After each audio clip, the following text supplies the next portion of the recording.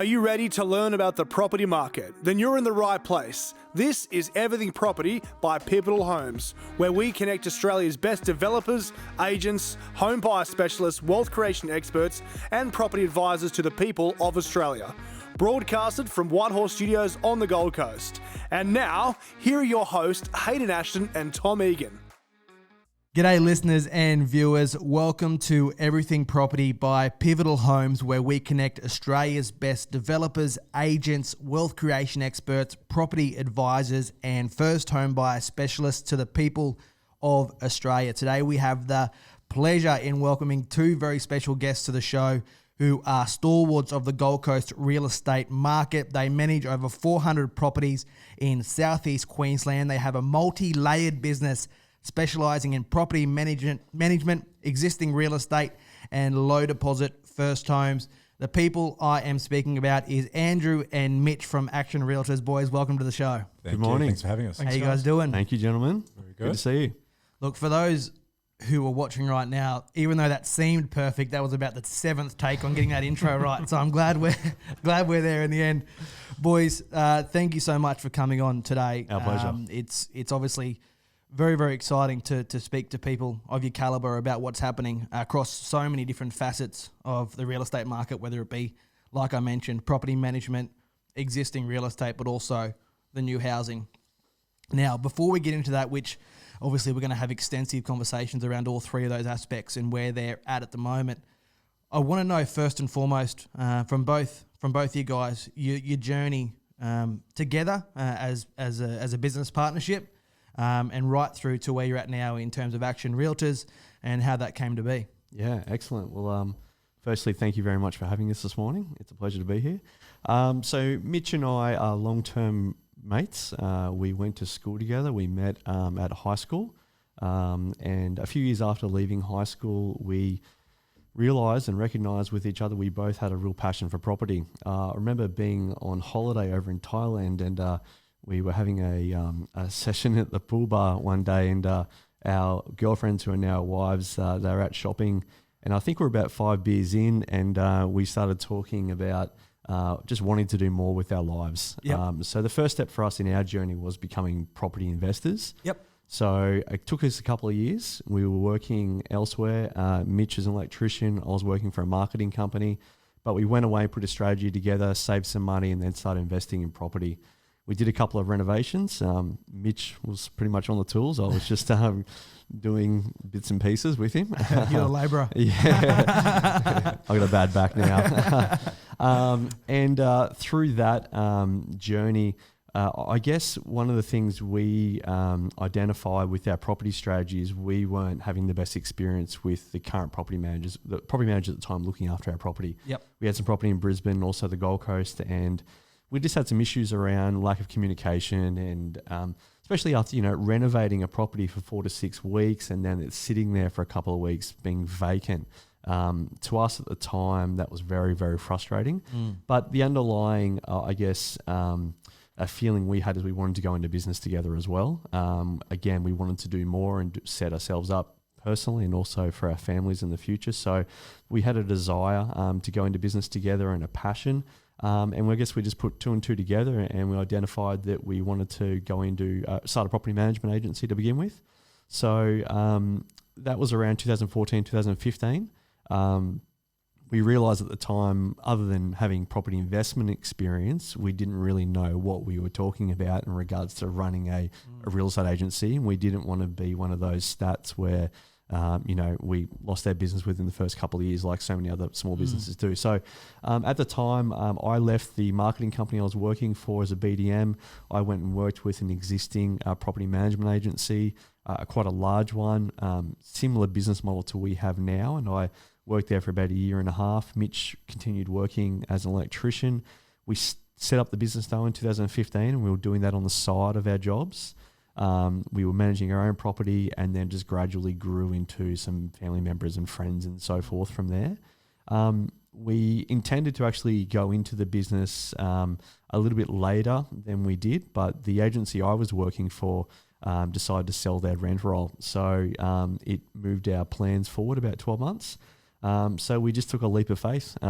Terrible timing. Never a good time to start a business, but Mitch and his wife had just had a child and my wife was pregnant. Yeah, right. So, obviously financially it wasn't a great decision at the time, but there was just a burning desire for us to go into business together and to pursue our dreams. So That's we awesome. started the business and fast forward 4 to 5 years, we're kicking our own internal goals. Oh, that's awesome. And if you're not living on the edge, you're taking up too much room anyway. Hey? It's one thing that we've always said is just take a punt on ourselves and back ourselves. And once we've put our heads into it and put 100% into everything that we wanted to do, it's always worked out. So, and it's never the right time. Me and Hayden went and did that a couple of years ago, started our own business, and it was the worst timing ever, but you just jump in. That's right. And, while we're talking to the public at the moment, it's probably a good time to thank our wives for their patience and their understanding. Obviously a stressful time for them, our children, because as you guys know, in business, it's not 9 to 5. It's early mornings, all day, at night. We were just talking to one of our colleagues the other day, and Mitch and I on a Friday or Saturday or Sunday night when we're relaxing in front of the TV with our wives, watching all the kids watching TV, we've got our laptops on our laps doing work at the same time. So it is really 24/7, but it's what drives us. It's our passion. Yeah, and that's the big thing is passion, isn't it? Everything's a lot easier when you actually care and you're passionate about it. Yeah. It makes the job a lot easier. Yeah. And I think that's what we found in property, and that's what we wanted to get into the management side of things to start with, I guess. Yeah.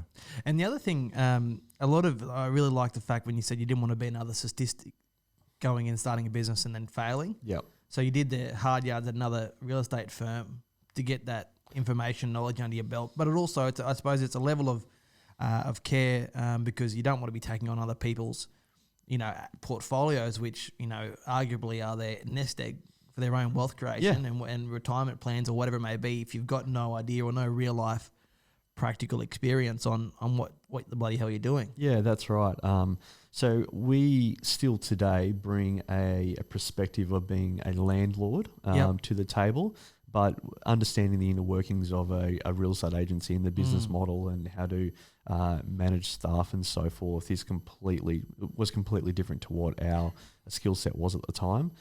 Yes, we invest into our getting our license and so forth, but it was that year and a half of working for that agency which created that initial experience for us to take that leap. And then over the next, obviously, couple of years, we learned on the ground ourselves, managing our own clients. But in saying that, we had skill sets outside of that as well. Mitch being an electrician and working in construction, obviously from a maintenance and repair perspective and dealing with tradies, he brought a lot to the table.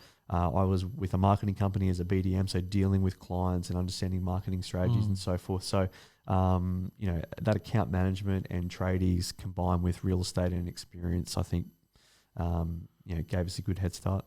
And so your rent roll, so when you said the company you were working for, they sold their rent roll, did you guys purchase that? No. So you just grew yours organically from a starting. That's right. Wow, what an achievement! Yeah. So the agency I was working for was quite large. They had 1,500 plus properties in their portfolio, and it was, I think, the second or third time the directors had sold off their property. Yep. I think this was the last time.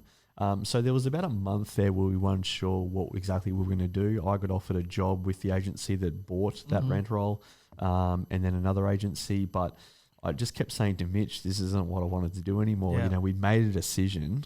It's like buying your home with our first home buyers. Once you actually decide to buy, everything else then falls in place, and your spending habits and so forth, and your saving. Similar to that, in that time, we had made a decision to go into business. We'd started about a year earlier. We were managing our own property. It wasn't enough to survive on, but we weren't going to get to that next level and the level after that unless we jumped into it. Yep. Yeah, exactly. That's similar to me and Tom. We had planned to stick it out at a previous company for longer and longer and longer. Yep. And then one day I rang Tom up and said, I just quit. It happens so quickly. Yeah. And that's because I suppose when that passion's involved, you can't help but make those decisions because you just want to get into it. Yeah.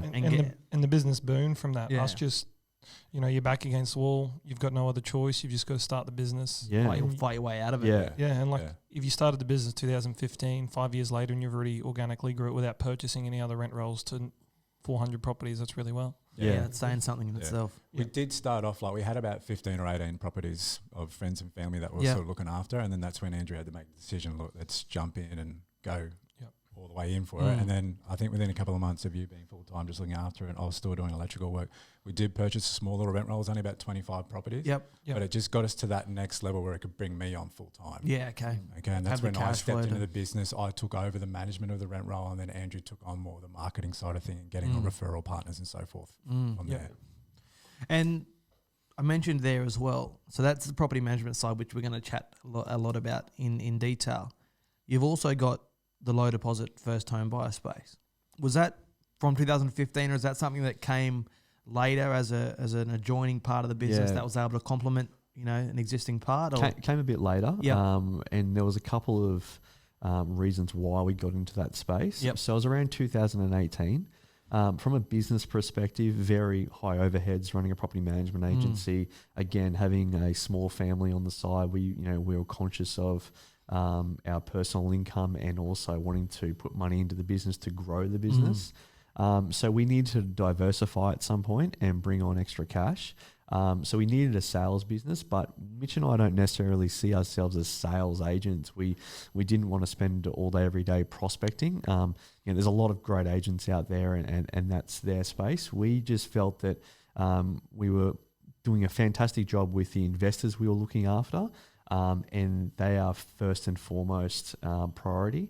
But we also had some tenants in our portfolio, which, we were caring for, although we contracted to the clients. And it just sort of came about that we had some tenants looking to buy their first home. We also have built the property management agency around referral partners, and they were, helping their investors acquire property. And the builders we were receiving, developers we were receiving handover packs from, a couple of them, one of them, in fact, was a friend of Mitch and Beck's, and she called me and just said one day, if you've got any clients or tenants looking to buy, let us know. So a couple of the dots sort of just connected. We had the opportunity to offer a couple of properties, and then we started marketing to the general public. So that was in 2018. We did a handful of deals, but at the same time, Mitch and I were, it was only really Mitch and I and an assistant at that stage in the business, and we didn't have as much time as was required to focus on that side of the business. So 2018 was fairly low numbers. We put the brakes on it in 2019 for about 12 months until mid 2019. And then because of the growth in the property management agency, bringing on some property managers to help us look after the portfolio, it gave us the opportunity to step back into it and really grow that side of the business. So from an internal perspective, it was about diversifying our income. But also, once you actually help a buyer buy a home, that thrill of actually helping them buy is amazing. And that, again, just drives us. That's we're so passionate about it. Land settlement, when you actually settle the loan and they purchase their block of land, that's when the emotions really kick in. When I used to take clients out there and the waterworks starts, it's amazing. I met some clients on Monday at Brentwood Forest, and last week at Springfield Lakes, and it was within a couple of weeks of the settlement. And, they had a gift pack for me and a card and so forth. And by that point, the stress, I guess, of buying had settled. They understood that block of land we were standing in front of was actually theirs, and construction was going to start soon. And, their appreciation to me was fantastic. And to us and our entire team was just was brilliant. And to be honest, that's what drives us. Yeah, and you meet some clients where you go into their properties and none of their families even owned a property before. That's right. And you're about, and they're living probably with their parents sometimes, or just renting a place, and you've given them the opportunity to buy their first home. That's right. They still don't think it's believable. That's why I used to say to them, this is EOI stage, but without this step, you can't purchase that block of land that we're actually looking at. And then fast forward 6 weeks later, they're now buying that block of land. It's quite amazing. It is. It's just a great feeling. It's you're helping people, and you're helping them start their property strategy, hopefully, but you're helping them realise their dreams. And even though they may not understand it at the time, but like during that buying process, we certainly do talk about turning that property into an investment property at some point in the future, or using it towards your nest egg. So after settlement, it sort of comes clear in their head what they've done, what they've achieved, and we played a small part in that, and it's really satisfying. Yeah, I think I had one of our very first clients that purchased from us back in 2018 contacted me last week and is now looking at buying their first investment property. Yeah, they right. want to stay in the property that they own, but we chatted about that then, and now it's fast forward within 2 years, they've paid that much off and been focused. Wow.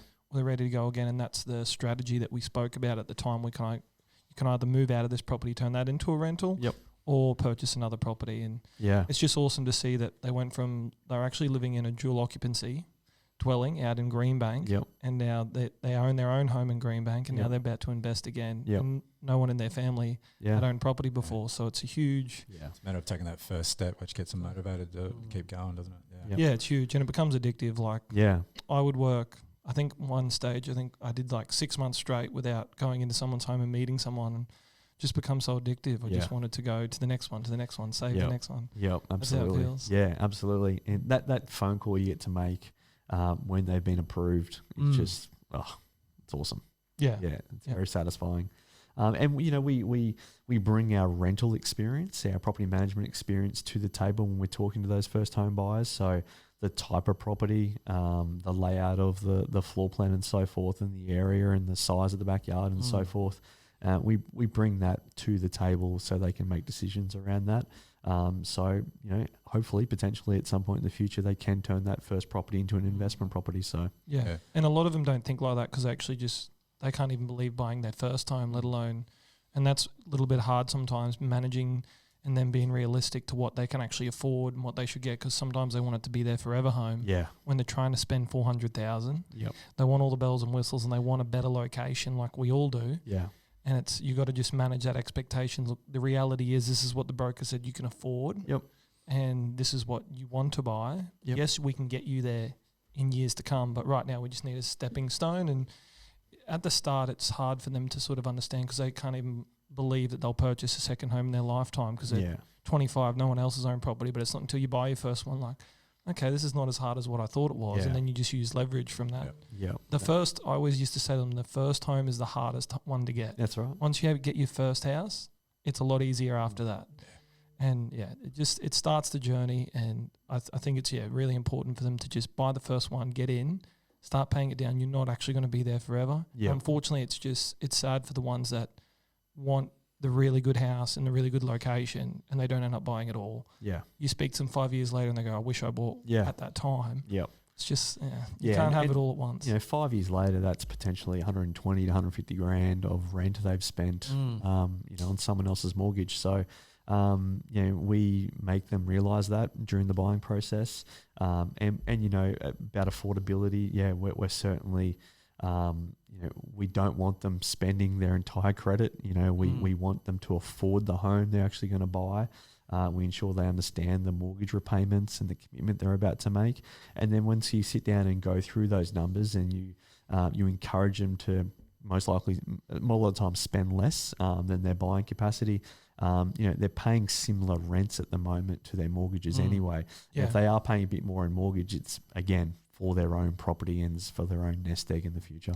And with the incentives that are currently available, it makes more sense to buy a house than it does to rent. That's for sure. With interest rates so low, and now on the back of the home builder, and then the Queensland First Homeowners Grant, and then the LMI guarantee. There's never been a better time. On the back of affordability too for Queensland, you can still $450,000 still gets you a decent property. $420,000 still gets you a decent property. You're 30 minutes from anywhere major. Yeah, correct. Right. So the wave of the first home buyers is well and truly, it's not even a wave anymore. It's a tsunami. It's on the shore, and it's coming, and it's coming hard. Yeah. And on the back of that, particularly next year, I think that's going to do not only do amazing things for the estates and that, but the investment confidence on the back of that will start to really, improve and start to increase as, first home buyers begin to dominate the market. It becomes harder and harder for people to access land, and it's old supply versus demand argument that then starts to increase that demand and the prices go up. And I almost like to look at it as like there's two sides of the market. Like there's that new house and land package side of the market, then there's that existing sales sort of thing. And I was seeing stats last week in regards to a certain suburb on the Gold Coast in regards to listings online right now are about 20% down from what they were last year. Right. The buyer activity is up about 25% what it was. So it just shows how much of a buyer's market is on that existing side of thing, but the house and land side of things is really booming. Yeah, I'm looking to buy, so's Hayden, and my search we'll is talk done about that later, hey? Yeah, that's right. It's lucky I got this contract here. I've already got your profiles here. I'll call my broker right now and set that up. And she's in the boardroom waiting.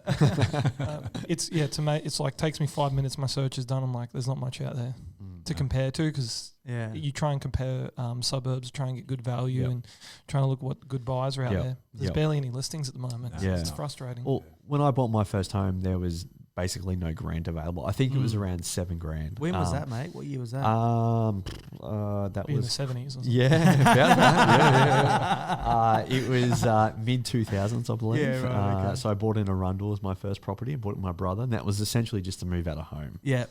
So we saved some money, and then we moved out of home for a couple of years, and then Mitch helped us renovate the property a little bit later.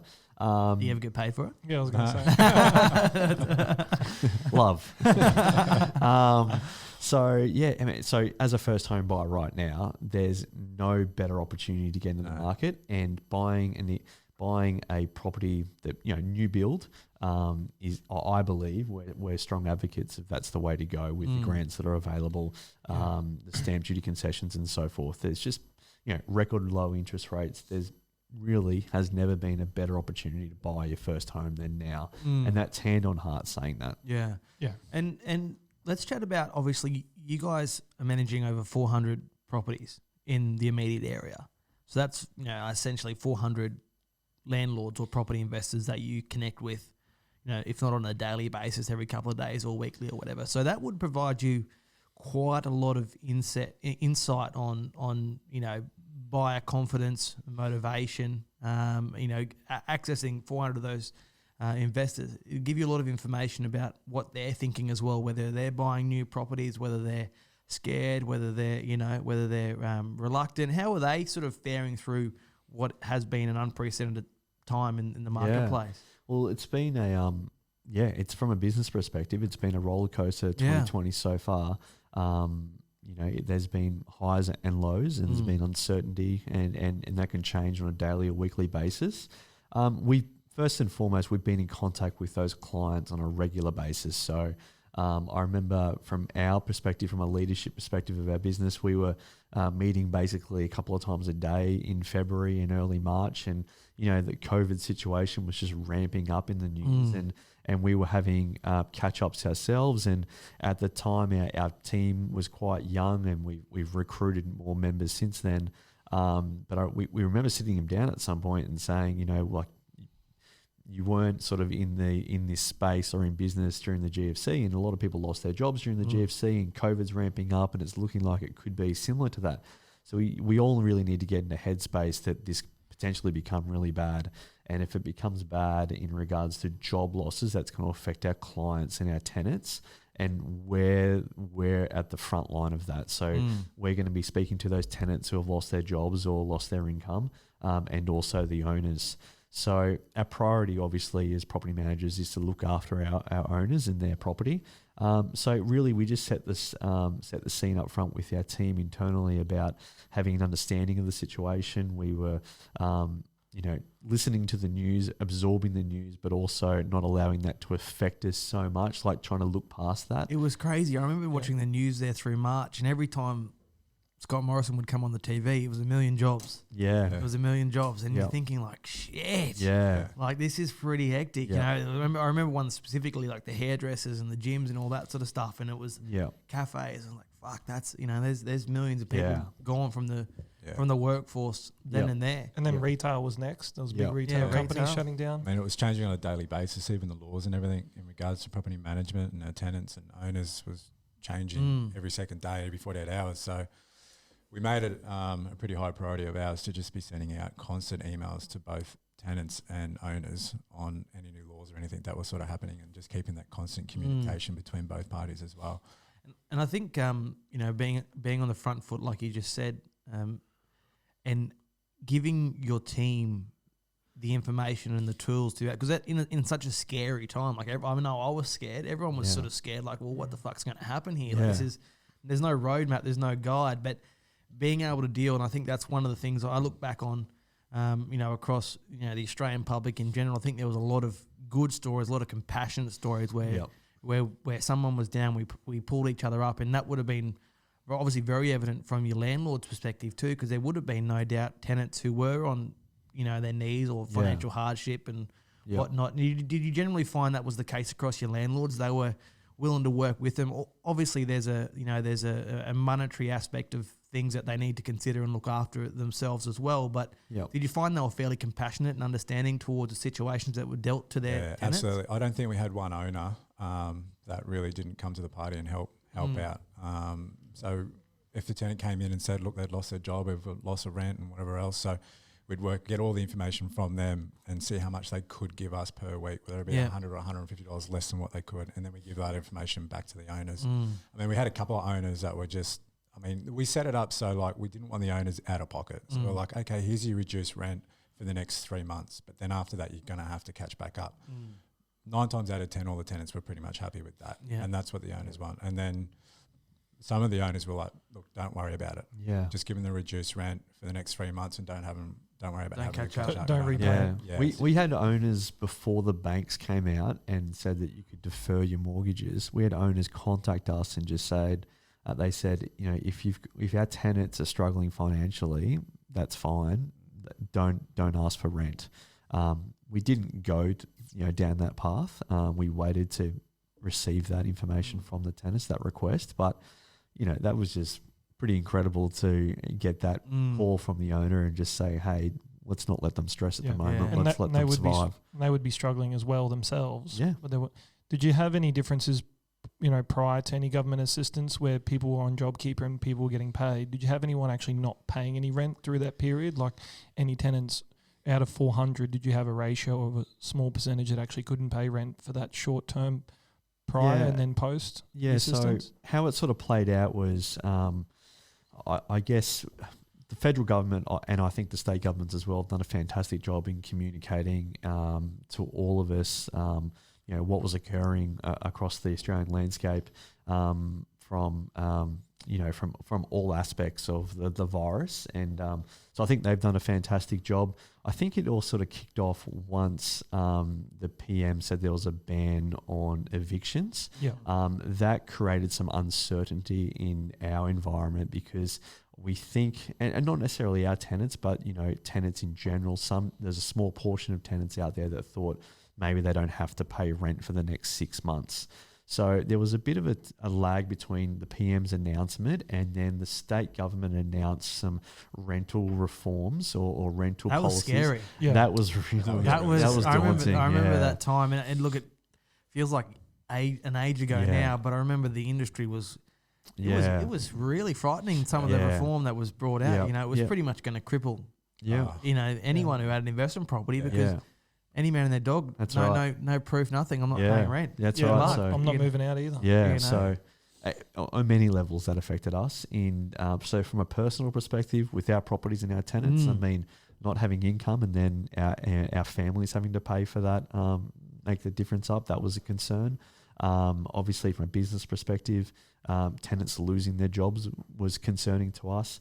Owners losing their jobs was a concern for us, owners not receiving money for their rents, via rents. The other thing was, from our business perspective, we employ staff and we pay wages and cover our overheads based on rents coming through our trust account. So no management fees. So it was a real roller coaster of emotions, a lot of uncertainty. So once those initial reforms were announced, and everyone in our industry sort of got together with the REIQ and put together a case. And then I think it took about a week and a half of the state government finally coming out and saying, all right, we're going to relax these certain measures. And the big ones were obviously that we could get proof of funds for tenants. So because we're able to do that when someone applies for a property to ensure that they can afford the property. So it makes sense that we could look to see if they could still afford the property.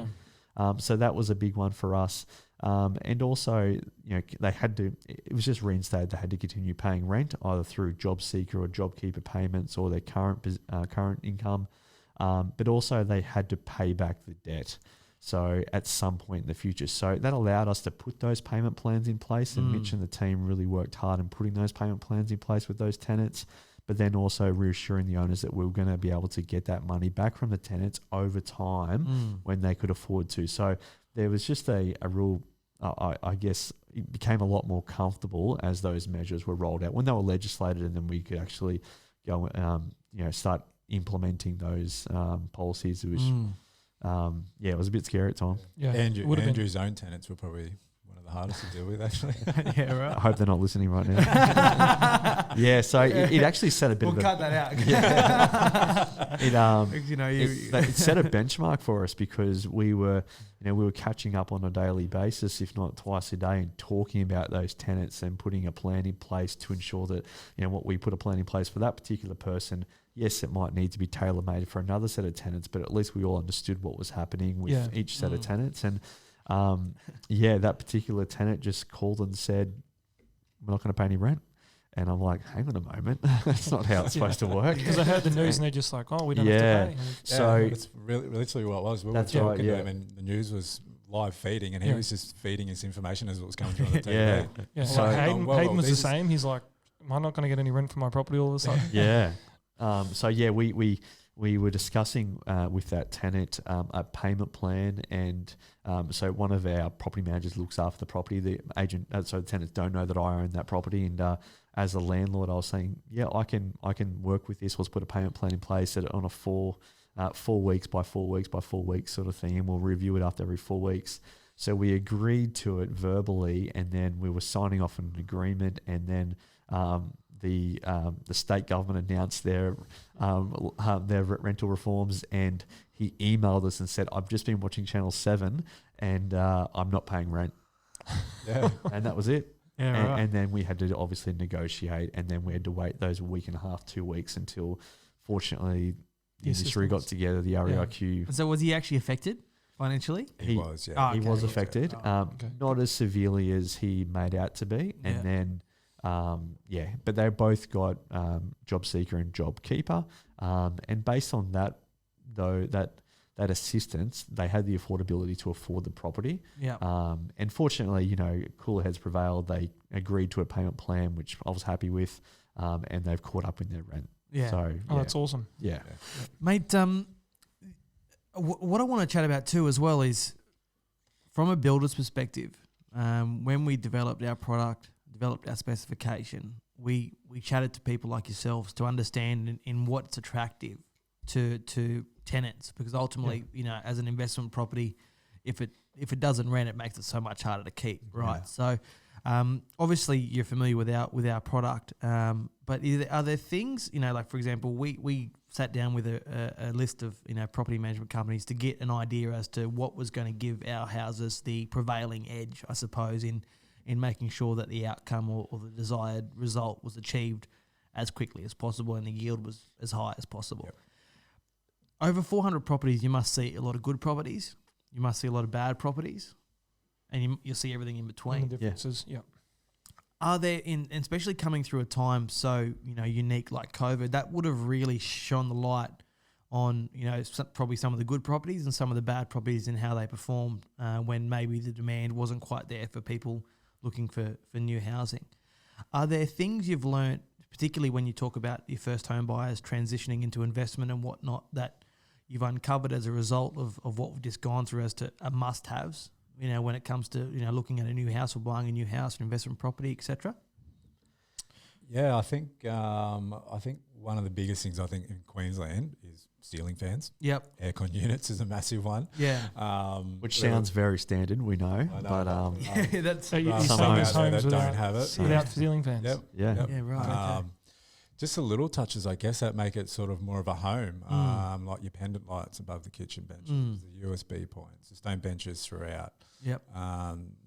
The 900ml gas appliances and range hood, they're just those little bit extras that just make it feel more of a home rather than a house.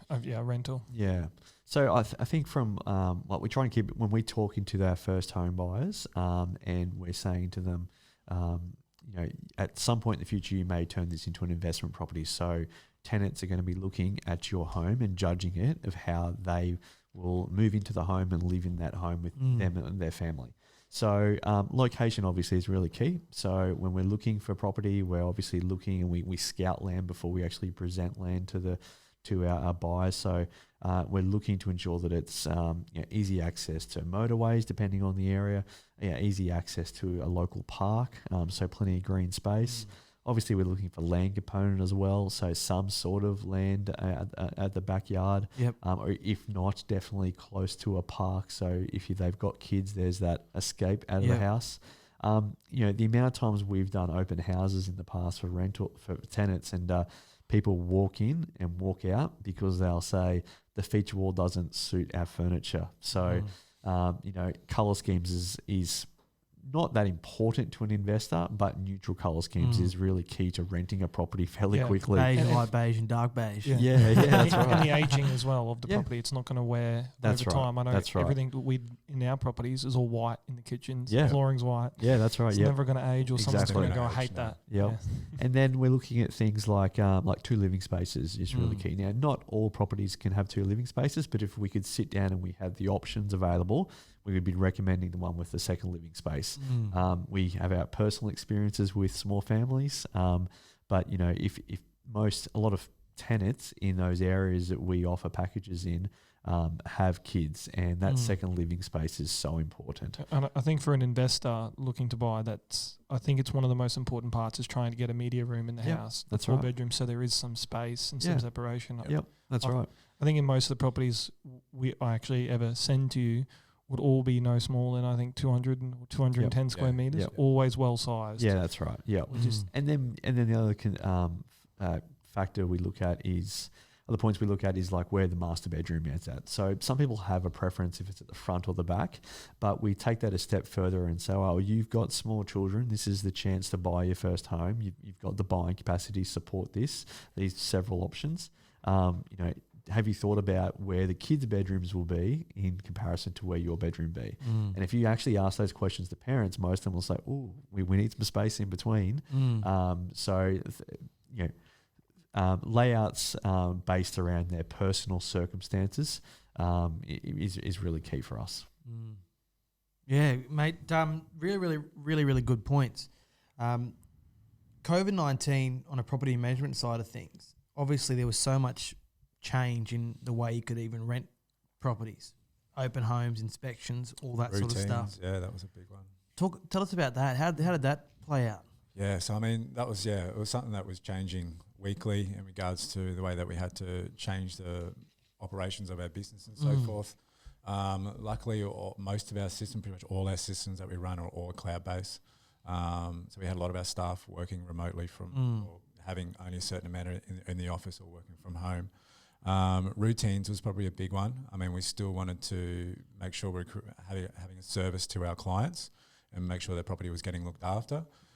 So we had to put together a form and send all that to the tenants, and all that became virtual. So them sending through videos or photos and everything like that. So we still kept those coming through every 3 months that we do on the properties. Maintenance was a big one. Obviously, anyone didn't want anyone going through their property. You know what I mean? We've had a couple of issues there in regards to maintenance. Some people were having children at the time they didn't want, but yet they've got no lights, or the hot water's leaking or so forth. So just managing those tough little tasks during that time was hard, but it was just a matter of communication. Yep.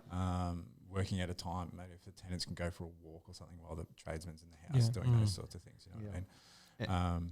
Yeah, and obviously when we're at times when we did have access the property, obviously being hygienic as well to ensure that we were wiping down doorknobs and people were washing their hands before and after. So there were certainly some challenges around that. But also with routine inspections, like we guarantee to do our full routine inspections every year to all our investors. So communicating that with investors, ensuring that they understood what we were able to do and weren't able to do, but our commitment to ensuring we're going to keep manage your property to the highest standard even during that time was really important for us. And we were very fortunate. Obviously our owners, I mean, we were all in this together. So our owners understood what we were able to do and weren't able to do. And we didn't have any, issues from that perspective either. Owners were pretty comfortable what we could do. We had a lot of break leases over the last sort of 3 months. Obviously tenants losing jobs weren't able to continue paying rent. So they just decided to break lease and then move on to a cheaper property. Overextended themselves. So and even some smart ones that just wanted to reduce their expenses. So instead of paying $500, $550 a week, why not? Let's go and get a $400 a week property. So managing that sort of process, doing open homes, only having like a private inspection, have people send through applications before we send them through the property and do them one at a time, or having 5 people at the property but only one person going through at a time and wiping down everything, as Andrew said, the light switches and so forth. And then even on that, like on the break lease fees and so forth, we weren't able, because of COVID and the rules and everything like that, obviously tenants got away with having to pay break lease fees due to the circumstances. So we weren't putting that back onto the owners either. So it was a bit of a... It's hitting your pocket. We're wearing that cost. I mean, we were wearing that cost just to help out our clients and keep them on board with us. So, and did you find long-term landlords? They were... How was the uptake in rentals? Because, I mean, through that time, there was still the houses, as we know, the construction industry continued to power ahead. So there were still new homes coming to the market for lease and whatnot. Were they harder to rent? No, it was actually one thing I was worried about when they did start coming through. I was like, oh, wow, this is going to be tough to rent these back out. Yeah. But it was flat chat. The amount of applications we were getting in on each property, we were renting them back out in a week. Right. So was there any challenges with landlords getting landlord insurance still? Is that still something that you can't get? And was that a concern for any of your landlords, and how have you dealt with that with them? Because normally they would, I guess, you would refer them to someone for landlord insurance. Yep. How have you managed that process, and is that still in place now? Yeah, it's been a tough one. We're actually just dealing with one with this week. Actually, a friend of ours that we went to school with, we're about to start managing his property, and we've told him to go and get some landlord insurance, but no one's putting in still an embargo. Yeah, so they're not covering loss of rent or anything at the moment. Luckily for him, he's probably not going to have to claim anything in the next sort of 3 months anyway. But the big one would be damages too, wouldn't it? Yeah. You just got to hope that if the tenant doesn't damage more than what the bond is. Because that's also a concerning part, especially if you spend a lot on, a higher end home that you're going to rent. Just have to be careful on that damage side of things. And you can do the routine inspections, but I think that comes also down the quality of tenant that you're looking for too. That's right, with the landlord. You're probably going to be a bit more over the top on what references can they provide to know that they are a really good tenant. I think that's the only way that you can sort of combat this at the moment. We're fortunate that that happens very rarely. Issues with tenants causing damage at properties, and I think we set the expectations up front, as you just mentioned. So we're very, very thorough in our checks on applicant that it's applied for a property. We check their income and their rental history and so forth, and their employment. So we go through a very strict process to approve that tenant and get the owner's approval before we put them in. But also in the sign-up stage, when they're signing off on the lease, we set clear expectations around their commitment and their obligations to renting this property. It's not necessarily their forever home. They're renting it for a short period of time. It could be 6 months, 12 months, or 5 or 10 years. But they're obligated to care for the property like it is their own home, and we are going to hold them to account. Routine inspections and so forth happen, as I mentioned, but every now and again we have some issues around that. it's going to come, with the size of the folio that we've got. I mean, there were a couple that we had to go through QCAT and so forth during this time. Which it's inevitable, isn't it, really? It's inevitable. Always the numbers game. It's got to happen. Yeah. And you got those control measures. We've picked the best applicant that we know of. We checked their references. The landlord accepted it. We did what we... Yeah. That's all that you can do. Yeah. Things happen. You get a bad egg. Yeah. That's right. I wonder when they'll release it back with the landlord insurance. I wonder how many months.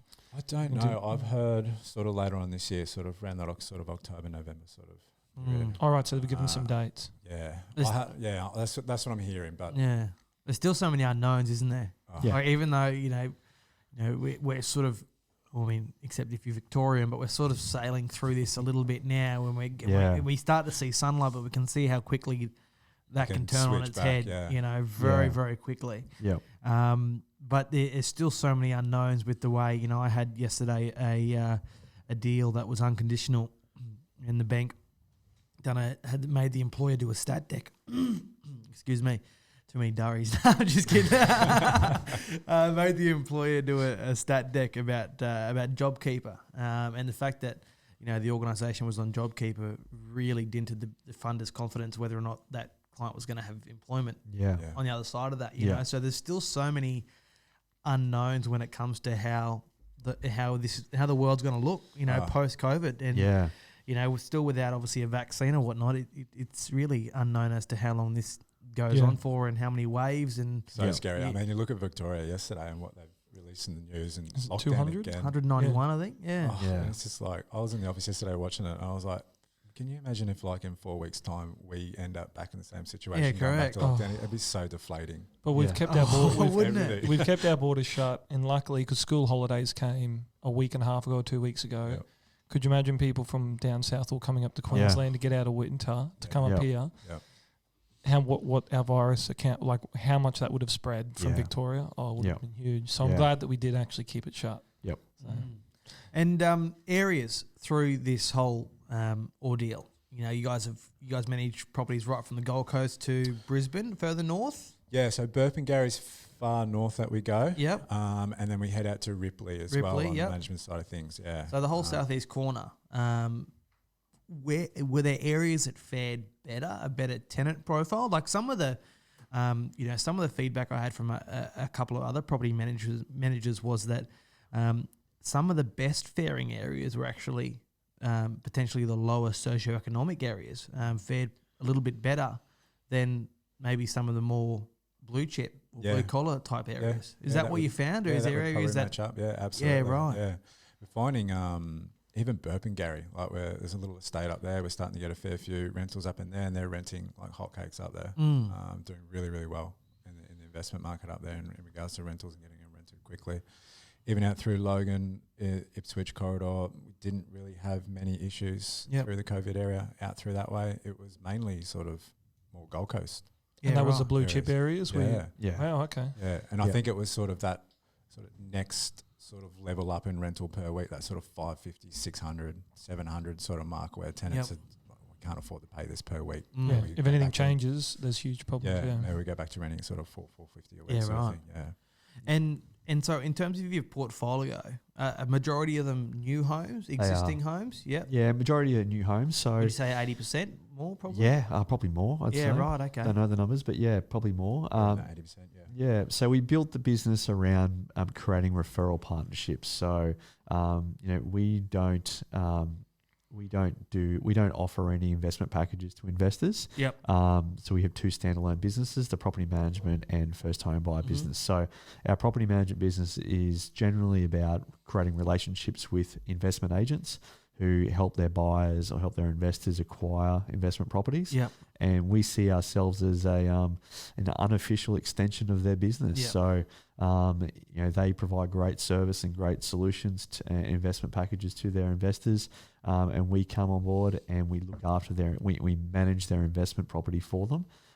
So the vast majority of our property are brand new homes that have been built. And outside of that, yes, we do pick up mum and dad investors and so forth in existing homes, but our major focus to date has been brand new property. And it's so important, when a lot of the people we deal with, they do an excellent job in sourcing, securing, obtaining finance getting the right package and area and to meet whatever the client's hopes and dreams and desires are.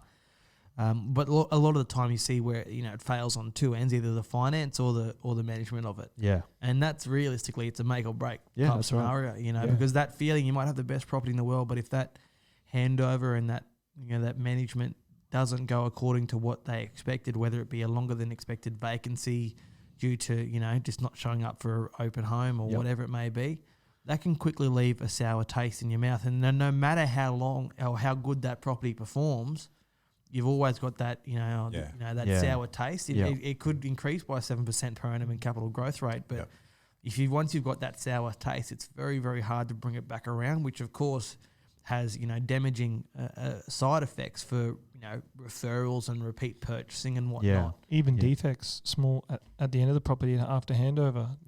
Defects not being rectified, you dealing with the maintenance issue. It's just the small things can create. And that's one thing that I sort of, going back on my background as an electrician, I guess in sort of construction, with all our new clients and that new build, I would be the one that would attend that sort of last inspection. I might have more of an eye, pick up on something for that client that may be down in Sydney or Melbourne, you know what I mean? Just having that extra pair of eyes on it. And being new homes, I'm assuming, I'm sure that you'd probably have builders that try and put it over your clients all the time. Sure. Not us, of course. No, good blokes. No, but you would have that. So having that I suppose that expertise in that I've had a couple of electrical trades try and put it over me before and like send through quotes and so forth just to replace like an outside light, and I'd call them up and say, mate, what's going on here? Charging me 3 hours to charge a light. Yeah, right. And then I'd pull him up and say, oh, okay, no worries, I'll reissue the quote for you. It'd take me all 3 of those hours. We had handovers.com that we met with last week, and they were saying it's actually beneficial for the clients for them to attend because clients don't actually understand what the standard is. And builders end up arguing with them like, this is the standard, this is actually okay. And the client's going, well, the clients actually unfortunately don't know that this standard is okay. So someone with your experience that, goes to the handover at each property, you can actually go, no, this is actually fine. Give them that certainty. Okay, this is okay. He was saying all the time that some builders actually contact them. They actually get called in just to satisfy the client, to know that this is the standard, like this is okay. That's right. Other outstanding issues. So one of our ultimate goals is when we're looking after our referral partners is we want their investment client to be able to be in a position to buy again, to invest again at some point in the future. So we play a small part in that, and our role is to ensure that their client, our client, has a great experience with us. So we have to do so many little things very, very well. And obviously the first one is finding good tenants as quickly as possible to ensure rents start coming through, and then managing the property to the highest standard. But also ensuring that we provide personable service. So a lot of property managers come and go in a lot of agencies. A lot of property managers are quite young and don't have investment experience. A lot of them rely on email. We encourage our property managers, and particularly Mitch and I, we're on the phone a lot, and we're communicating over the phone to our clients. So we're trying to provide that personable service to our clients. So if they have that good experience at some point, when their investment agent or their broker says, you've got equity in your home, or you've got a chance to buy something in your self-managed super fund, or it's time to invest again to meet your long-term goals. They've had that experience with us that's positive, and it encourages them to go again. That's the ultimate sort of reward for us. And that's exactly right. And that, I think any business who can nail that repeat purchase and that referral is a business that'll set up to do well. That's right. And we've got a number of referral partners on board, and a lot of those clients are onto the second and third properties, which is great. And we're happy with how we've performed in that process, and they keep coming back to us, and so it's reassuring to know that we're doing a good job for them. And a lot of the time for a property management, it can't be overstated the importance of someone that's going to manage your property well and diligently. And a lot of the time, you see some investors haggling over 1 or 2% in terms of a management fee, but it makes an obvious difference when you're dealing with, like the Purple Cow or whatever they are type model, whereby it's all online and, it is what it is. Or you're paying, an extra $10 to $15 a week in management fee, but you've got someone there to call, someone there to go out and visit, someone out there to hold accountable too. If you guys don't do your job and it's sitting around, That's right. And have some genuine feedback. And I think ultimately too, you'll always get that extra little bit of rent a lot of the time, because they're not trying to get you that you're working for the landlord to get the property rented, but also get the extra $15 a week on the property.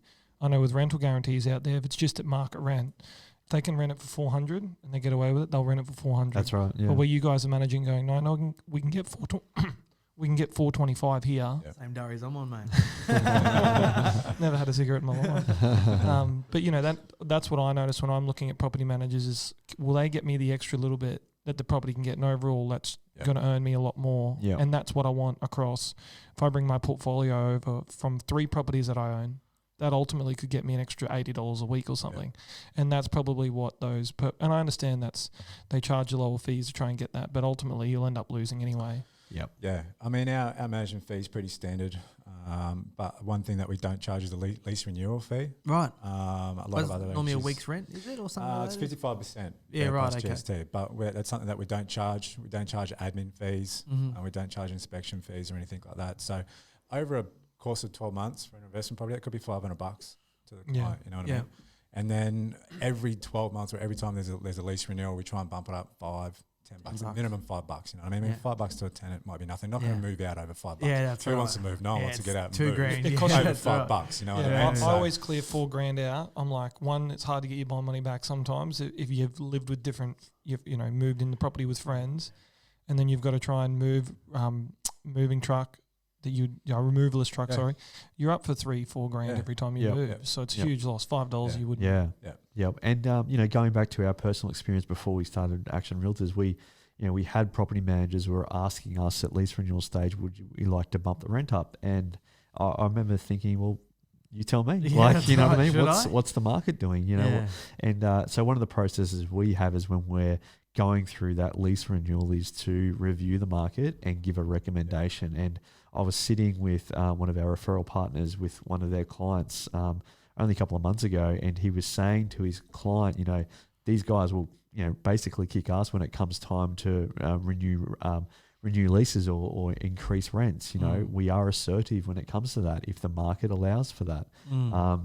It's not just about getting them to sign a lease and move on. It's about ensuring that the investor is getting the absolute most they can for their investment property. At the end of the day, it's an investment property. Yeah. Look, guys, it's been amazing having you guys on. I'm going to wrap this up shortly, but before you guys go, through such an unprecedented time, if you guys had one tip to, an investor who has, investment properties, they may be having a few issues, what's the number one bit of advice you could possibly give right now? Shop. It's not hard to change your property manager. Right. A lot of people think there's so much to it. I'm going to change property manager. It is so simple. Yeah. Right. If you're not happy with your property manager, shop around, give us a call. Okay.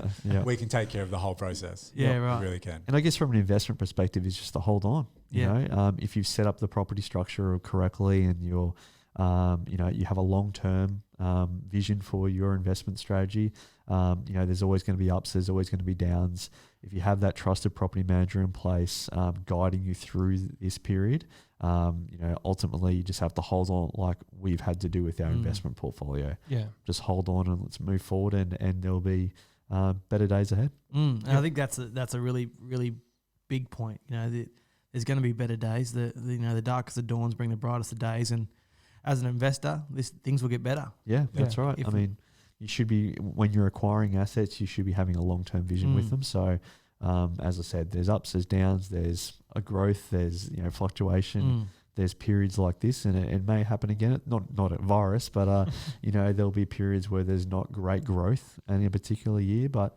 if you have that 10, 15, 20 years sort of mindset, this is all part of the journey. Yep. Yeah. And for first home buyers or potential first home buyers looking to get into the market, what would you say to them? Similar to what Mitch said, call us. So obviously we've scaled our business. We do a high number of transactions, and we help a lot of clients, but we also have that personalized strategy. We have a personal touch. You have a consultant that will guide you through the entire process in regards to determining your buying capacity, and taking you through the buying process, choosing the right type of property in the right type of area in your areas of interest. We don't want people maxing out their credit. We want people being able to buy an affordable property and think of it long term. We also work with independent solicitors. So, Nicole at Q Property Lawyer, that's a plug for her.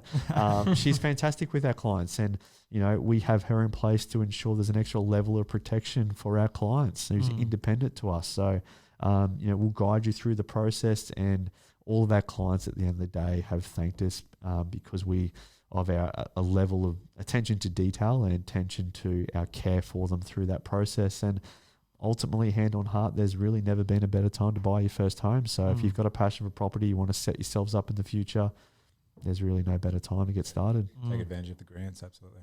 Yeah. Or at least contact us and see what your options are. Yeah, just have a chat, no obligation, right? Yep. That's right. And they'll always get a Pivotal Home. So. That's right. That's right. You wouldn't do anything else. You're on speed dial. I'm number one.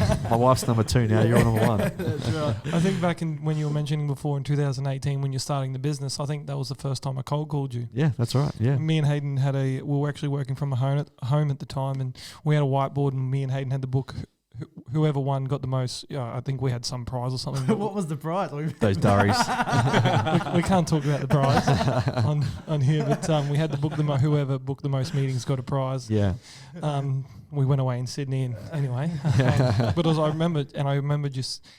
I probably called you a lot of the time. We did end up selling a townhouse together back then. Yeah, that's right. And you're working for that other company, but that your level of service to us at the time was what drove us to work with you when you moved to Pivotal Homes. So I think we met and went over everything, and I wanted to share as much as I could with what me and Hayden were doing. That's right. Too. We're really excited and also proud of the partners we have in the business, from a mortgage finance team, and also, as I said, our legal team and you guys. We have been doing this for quite some time. We've narrowed down our suppliers we work with on a regular basis. So we have a great team in place to get the best result for our client based on their individual circumstances. Yeah, it's funny